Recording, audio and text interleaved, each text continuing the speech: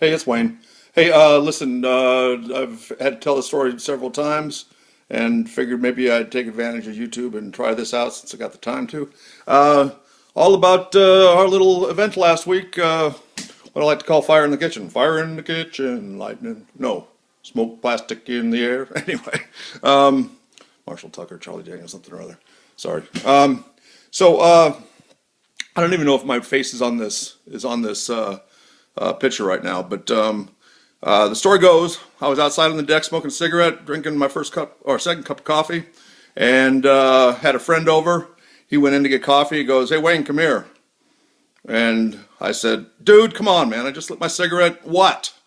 And he goes, "No, come here." And really didn't have wasn't freaking out or anything. Apparently, he couldn't remember the word for fire because when I came in, that's what I saw, the coffee pot on fire. Scared the pee out of me. Um, uh, what followed was 30 seconds, a minute of mad rush and dripping plastic and all kinds of stuff. That was all sorts of fun. But without further ado, let me show you the coffee pot. The culprit here, it's a Capresso coffee team. Had it for a few years. It's my third because I'm a devotee, without a doubt, of the Capresso brand. Now it's Jura Capresso, but here we go. So here we go. So there is the coffee maker. Looks not so bad, huh? Except for the empty hopper. It looks like a coffee team. Uh, one of the first things I saw every single morning. Anyway, but take this guy out, take a gander at it, and whoop, there we go. Some smoke. It's got wiped and whatnot, but yeah, and take a closer look here. I don't know if you can see, but inside is a mass of melted plastic and wires and all kinds of nasty stuff. And depending upon there's the latch for the coffee basket, which at this point is fused. I'll show it maybe better when I lay it on his back. Here we go. Yeah, so there's that. The gray stuff is the coffee basket latch for moving this thing over to here for grind, and then it flips over spring loaded to brew. And there's the bottom. It was a lot bigger chunks. You can kind of see where it broke off right here. There's sort of a puddle, but this is, I think, where all the damage to the countertops came from. And here's some pieces that I hadn't thrown away. You can see the tread from my slippers as I stomped around here trying to figure out what to do. Yeah, quite a bit of a mess. Capresso was kind of frustrating the first day. I don't know, there were some signals crossed.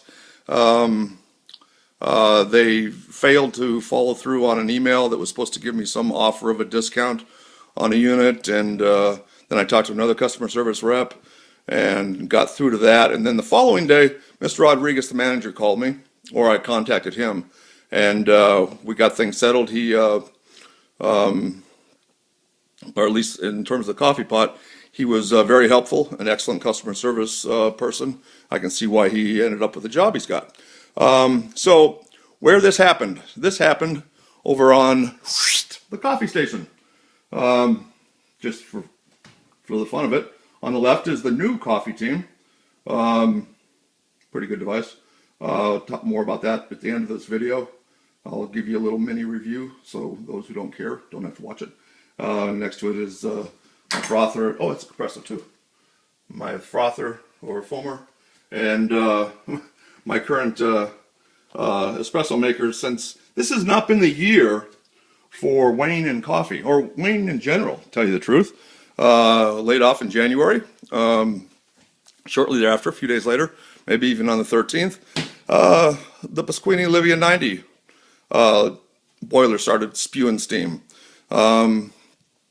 Since that time, a few other little things like week-long hospital stay, huge medical bills, and of course unemployment, which I guess in this case is a blessing, because if in fact I had left for work as I normally would have, and possibly left the coffee pot on, which we did fairly regularly, I wouldn't have a house anymore.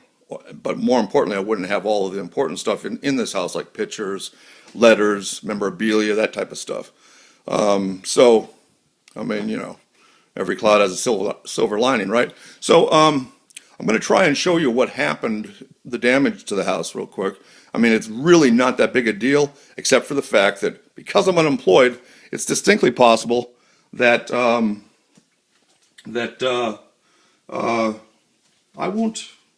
have to sell the house, and this is a bit of a problem.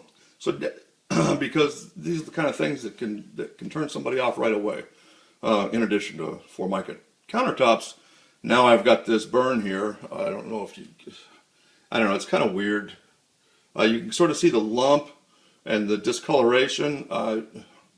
I can't really tell how the video shows it, but there's still a few scratches and whatnot from my attempts to pick it up. Basically what happened was the plastic melted and was dripping out of the machine. I picked it up, well, by hook or by crook. I'm not sure how. I guess I was just thinking right. In a panic, I grabbed it and moved it over to the stainless steel island over here, where it sits right now. And in the process, I unplugged it, grabbed some water out of the fridge, doused the fire, moved it over to the countertop, and I'll bet you it only took 20 seconds. Who knows? But in the process, I managed to burn myself. I don't know how well you can see this, but you know, it's just, I mean, burns hurt. If anybody knows what kind of minor injury can hurt as bad and as long as a burn, let me know. But at any rate, yeah, so that's what I'm looking at. And then the other thing was the floor. And there was a bunch of it on the floor, and my slippers, as you saw. The slippers are gone now. The floor is really high quality Formica. This house was built in '89, before marble and tile really came into vogue. And I got most of it up. I used this stuff right up here. I keep on saying, oh, sorry about that. No, I'm not supposed to. The knife, I started trying to pry stuff up with it. I ended up using the end here more for just hitting it and cracking it.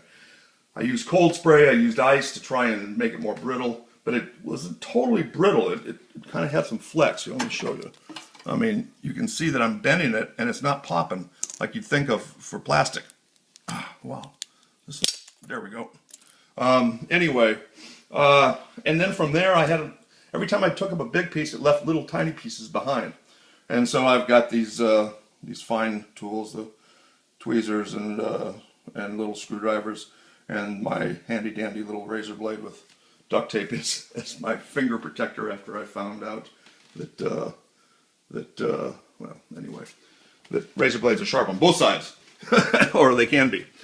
But there are a few spots, this one is the biggest, that I just wasn't able to get up. And you can kind of see where I banged on it and everything, and, well, I don't know if you can, I can see it, I don't know if you can, but it just doesn't budge.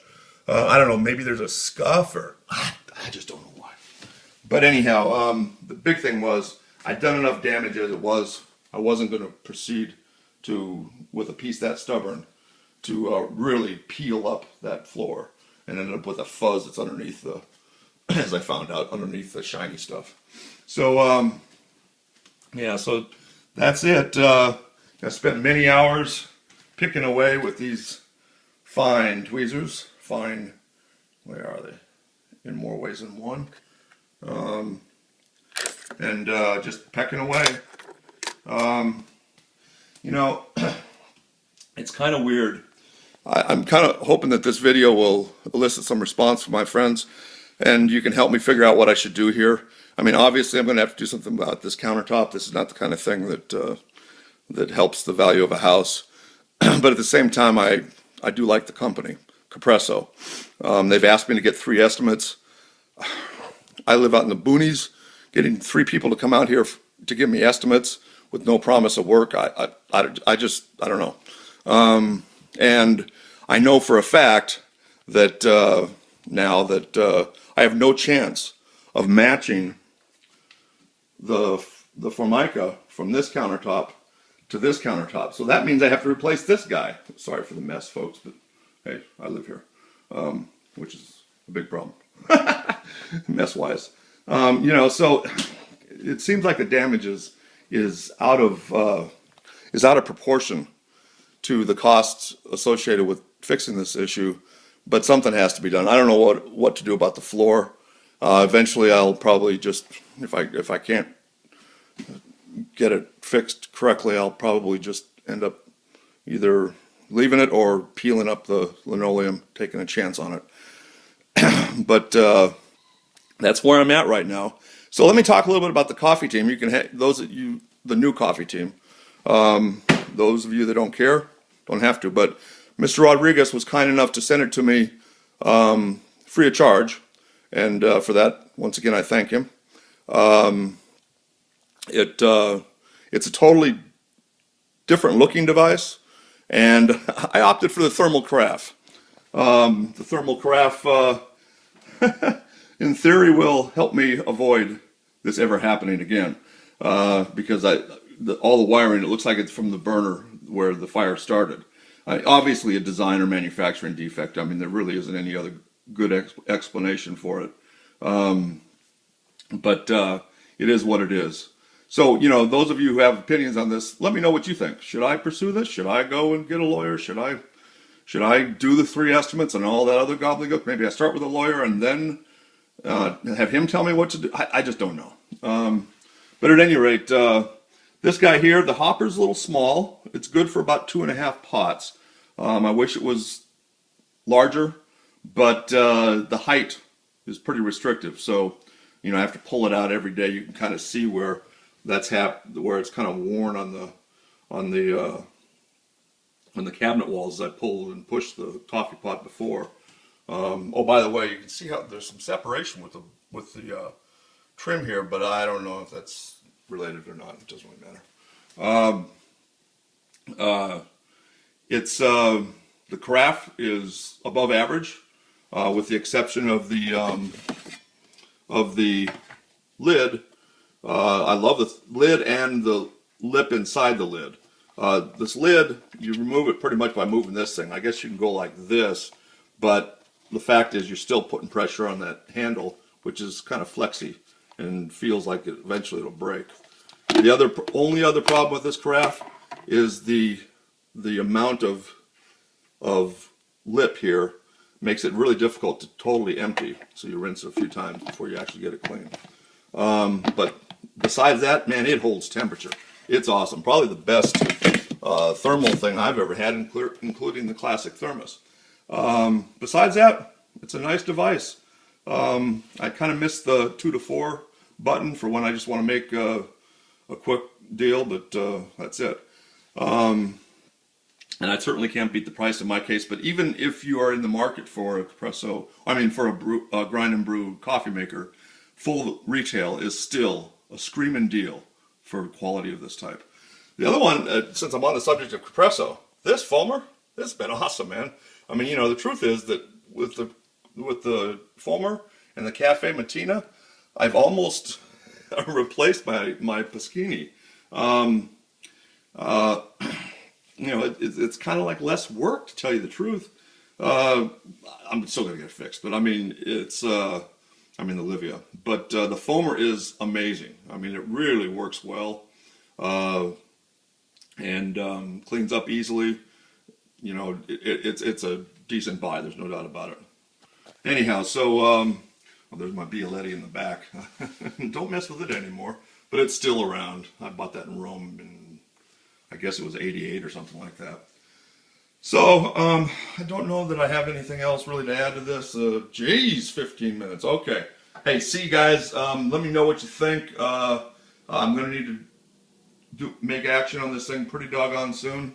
I also need to return this guy to Capresso, but I'm kind of wondering if that's the smart thing to do, or if I should talk to an expert and hang on to it so I can maybe get them to help me fix this counter situation. Anyway, talk to you later. Bye.